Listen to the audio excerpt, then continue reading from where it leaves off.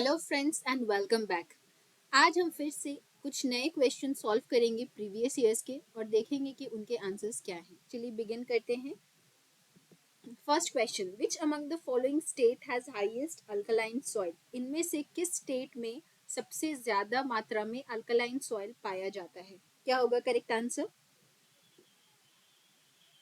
चलिए देख लेते हैं। ऑप्शंस में देखिए हमारा दिया हुआ है मध्य प्रदेश, हिमाचल प्रदेश, झारखंड एंड उत्तर प्रदेश। तो सबसे पहले हम अल्कलाइन सॉइल के बारे में कुछ जान लेते हैं। देखिए अल्कलाइन सॉइल वो सॉइल है whose pH level is more than 8.5, ठीक है, या 8.5 कह लीजिए, okay.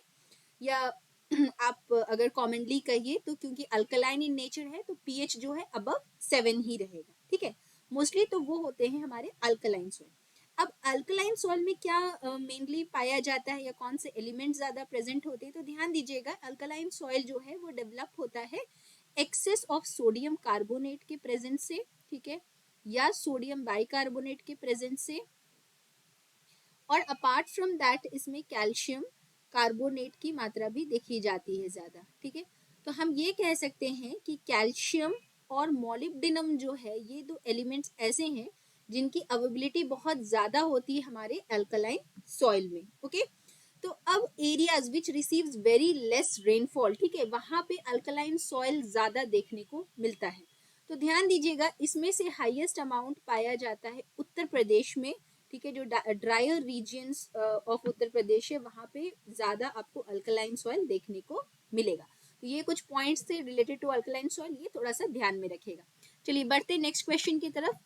Second question is what is the number of batches for broiler poultry per year, ठीक है। हर साल कितने सारे बैचेस हैं जो आपको ये जो बॉयलर पोल्ट्री होता है, मतलब बॉयलर जो हेंस होते हैं उनमें देखने को मिलता है, बताएंगे? तो देखिए ये जैसा क्वेश्चन है ये आपका न्यूमेरिकल या यूं कहिए कि डेटा बेस्ड क्वेश्चन है, ठीक है। तो इसमें डायरेक्टली आपको डेटा पता होना चाहिए। तो इसका आंसर मैं आपको डायरेक्टली बता देती हूँ, दैट इज 5 to 6। तो ये ध्यान में रखिएगा, ये क्वेश्चन 2 साल आ चुका है, 2 साल ये रिपीट हुआ था। एक बार आई थिंक अराउंड 2016 में आया था and after that it has come in 2018 also. चलिए बढ़ते हैं नेक्स्ट क्वेश्चन की तरफ। How much area should be covered by forest according to national forest policy 1988, ठीक है। 23, 33, 59 या 70? कहने का मतलब है कि according to national forest policy कितनी प्रतिशत एरिया, ठीक है, आपका जंगल से कवर रहना चाहिए, okay.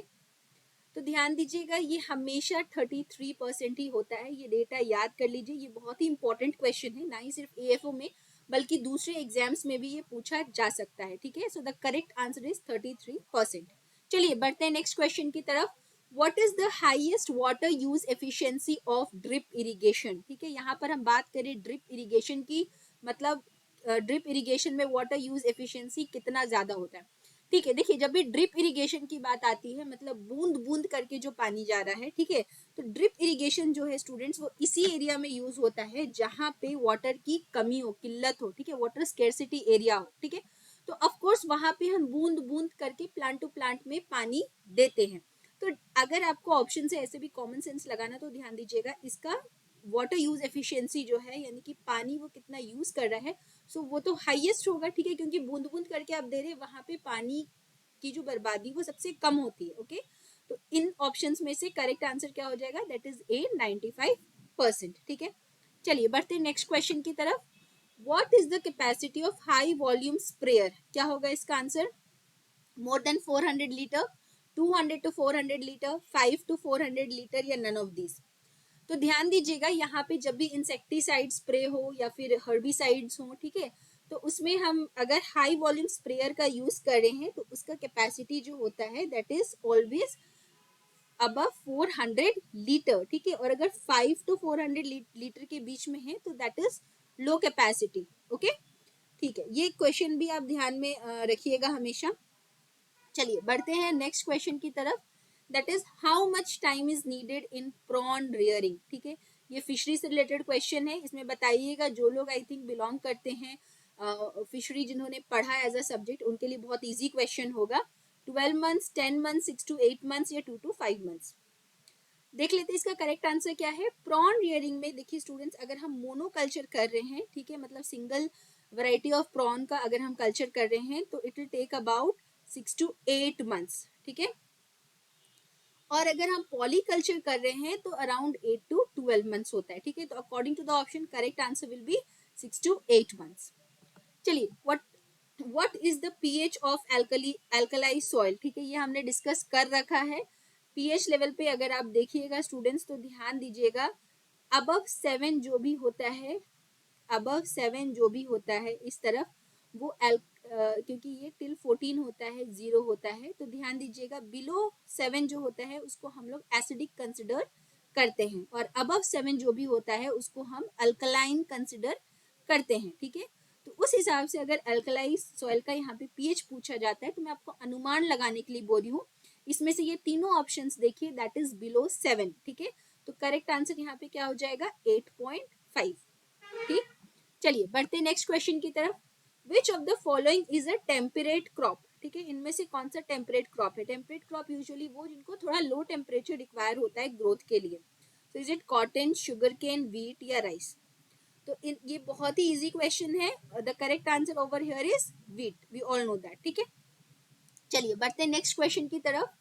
What is the optimum pH for guava cultivation, क्या होगा इनमें से करेक्ट आंसर। ये क्वेश्चन भी पूछा जा चुका है। तो इस तरीके जो छोटे छोटे डेटा बेस्ड क्वेश्चन है जिसमें इंपॉर्टेंट क्रॉप्स आ जाते हैं हॉर्टिकल्चर में, ठीक है, जितने भी ट्रॉपिकल क्रॉप्स है उसके कुछ कुछ इंपॉर्टेंट क्वेश्चंस आपको पता होना चाहिए, ओके। मैं कोशिश करूंगी कि मैं एक मॉक वीडियो भी बनाऊं जिसमें मैं जो एक्सपेक्टेड क्वेश्चंस हो सकते हैं according to the professional knowledge in agriculture वो मैं बनाऊंगी, और उसको भी आप मेरे साथ साथ सॉल्व करने की कोशिश करिएगा और देखिएगा कि आपका स्कोर कितना हो रहा है, जिससे आपको ये पता चलेगा कि आपकी परफॉर्मेंस किस लेवल पे है। मैं आने वाले वीडियोस में वो जरूर बनाऊंगी और आपको दूंगी, ठीक है। सो वो प्लीज अटेंड करिएगा अपना मॉक सेशंस। चलिए देख लेते हैं पीएच फॉर गवावा कल्टीवेशन क्या होगा।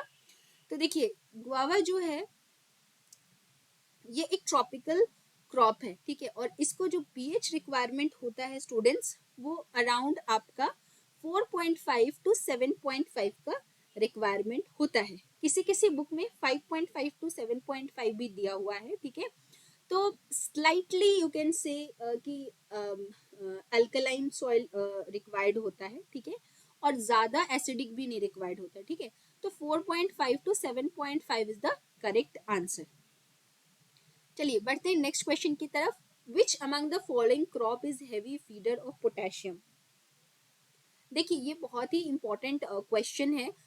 अगर जैसे हम लोग हॉर्टिकल्चर में क्रॉप वाइज पढ़ते हैं, ठीक है, तो हैवी फीडर ऑफ पोटेशियम इसका आंसर हो जाएगा बनाना, ठीक है। तो बनाना में ये एक इम्पॉर्टेंट क्वेश्चन है कि banana is the heavy feeder of potassium, okay. चलिए बढ़ते हैं नेक्स्ट क्वेश्चन की तरफ। Which fish contains the highest amount of protein. Tuna, rohu, catla, pomfret. तो चलिए देख लेते हैं, इसमें से करेक्ट आंसर होगा ट्यूना। जिसने ट्यूना सोचा है दैट एब्सोल्युटली करेक्ट। साथ ही साथ आप अपना स्कोर भी काउंट करते जाइए कि आप कितने सारे आंसर सही आपके हो रहे हैं, ओके, और आपकी प्रिपरेशन लेवल किस लेवल पे है। चलिए नेक्स्ट क्वेश्चन है। Which among the following crop has lowest seed replacement rate. देखिए इस तरह का जो क्वेश्चन आता है इसमें थोड़ा सा ध्यान दीजिएगा, कहाँ लोएस्ट लिखा है कहाँ हाईएस्ट लिखा है। मैंने आपको पहले ही बताया था किस क्वेश्चन में नॉट दिया है, ठीक है, किस क्वेश्चन में डायरेक्ट क्वेश्चन पूछ रहा है। तो क्वेश्चन अच्छे से पढ़िएगा क्योंकि टाइम लिमिट में आपको सॉल्व करना रहता है, क्वेश्चन ज्यादा होते हैं, ओके, और आपको दोबारा फिर आंसर्स को चेक करने का मौका नहीं मिलेगा। तो ध्यान दीजिएगा जहाँ पे हम लोएस्ट सीड रिप्लेसमेंट रेट की बात कर रहे हैं तो यहाँ पे करेक्ट आंसर है ग्राउंड नट, ठीक है, जिसका सीड रिप्लेसमेंट रेट 5 होता है, ठीक है।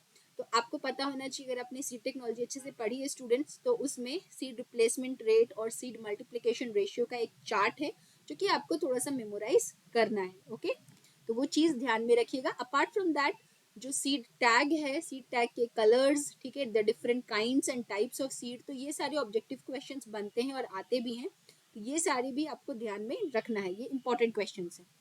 चलिए बढ़ते नेक्स्ट क्वेश्चन की तरफ। How many cross breeds are taken with fish culture in 1 hectare land. ठीक है, 1 हेक्टेयर लैंड में कितने सारे क्रॉस ब्रीड्स होते हैं फिश कल्चर में, ठीक है, क्या होगा करेक्ट आंसर। देखिए इसका करेक्ट आंसर है 5, ओके। चलिए बढ़ते हैं नेक्स्ट क्वेश्चन की तरफ। Which among the following insects causes damage inside the stem, इनमें से कौन सा ऐसा इंसेक्ट है जो कि आपके स्टेम के अंदर जो है वो डैमेज को मतलब डैमेज का मतलब वो खराबी करता है, ठीक है। तो ऑप्शन से ही आपको समझ में आ जाना चाहिए स्टूडेंट्स, यहाँ पे ऑप्शंस बहुत ही इजी दिए हुए थे एग्जाम में भी, स्टेम बोरर, रूट बोरर या ग्रास हॉपर या नन ऑफ दीज, ठीक है। तो नाम से ही आपको समझ में आ रहा है स्टेम बोरर, ठीक है। So this is the correct answer. चलिए बढ़ते हैं नेक्स्ट क्वेश्चन की तरफ। Blue tag is related to which type of seed, देखिए मैंने आपको बताया था सीड टेक्नोलॉजी में ये important objective type of question है, अदर एग्जामिनेशन में भी ये आप पूछा जाता है, ठीक है। तो कलर्स तो जो है टैग कलर वो आप बिल्कुल एकदम याद कर लीजिएगा, चाहे जैसे भी याद करें, ओके। अपना ट्रिक बना लीजिए और इसको याद रखिए। तो क्या होगा correct answer, nucleus certified foundation या ब्रीडर। तो ध्यान दीजिएगा जो न्यूक्लियस सीड है इसका कोई टैग नहीं होता है, तो नो कलर है इसका, फाइन। जो आपका फाउंडेशन सीड है, ठीक है, वो हमेशा वाइट होता है कलर उसका, ठीक है। जो आपका ब्रीडर सीड है उसका गोल्डन येलो है, कहीं कहीं सिर्फ गोल्डन लिखा जाता है या कहीं कहीं सिर्फ येलो भी ऑप्शन में दिया रहता है, ठीक है। तो अकॉर्डिंगली यू कैन सी। और जो सर्टिफाइड सीड है स्टूडेंट्स, ये इसका है ब्लू टैग, ठीक है। तो आपको अगर याद करना है, यहाँ पे मैं आपको एक ट्रिक भी बताते चलूँ, हाउ विल यू रिमेम्बर। तो ध्यान रखिएगा आपका जो ब्लू कलर है that is for certified seed, आप कोड याद कर लीजिए CB करके, ओके। फाउंडेशन का है वाइट, तो आप कोड याद कर लीजिए FW करके, ठीक है। यहाँ पे WWF आता था, उस वजह से आप WFW कर लीजिए। और ब्रीडर सीड जो है वो गोल्डन या येलो कलर का है, तो BG आप याद रख लीजिए, ठीक है। तो like this you can answer this question. चलिए देख लेते हैं आपके स्कोर्स कितने हैं। तो if your score is above 10 students then good, आपकी प्रिपरेशन अच्छी जा रही है इस एग्जाम को लेकर। लेकिन अगर आपकी स्कोर्स बिलो 10 है तो थोड़ा सा और आपको वर्कआउट करना पड़ेगा। Try to follow some of the books और इम्पॉर्टेंट क्वेश्चंस जो हैं उनको मकअप करिए, ठीक है। बिकॉज ये ऑब्जेक्टिव टाइप ऑफ क्वेश्चंस हैं, तो आपको ऑब्जेक्टिव टाइप ऑफ क्वेश्चंस के हिसाब से प्रिपेयर करते रहना है, ठीक है। तो all those who have scored above 10, best of luck for your examinations. और जो बिलो 10 जिनका स्कोर है, थोड़ा सा और मेहनत करिए, आप पहुंच सकते हैं वहां तक। एग्जामिनेशन में आपको जो क्वेश्चंस है उसको टाइम लिमिट के अंदर अंदर सॉल्व करना है, इसलिए थोड़ा सा जल्दी जल्दी क्वेश्चंस प्रैक्टिस करके आप अपनी स्पीड भी बढ़ाइए। चलिए thank you very much students, और मिलते हैं नेक्स्ट वीडियो में हम कुछ और नए क्वेश्चंस के साथ जो प्रीवियस ईयर पूछे गए हैं। Thank you very much.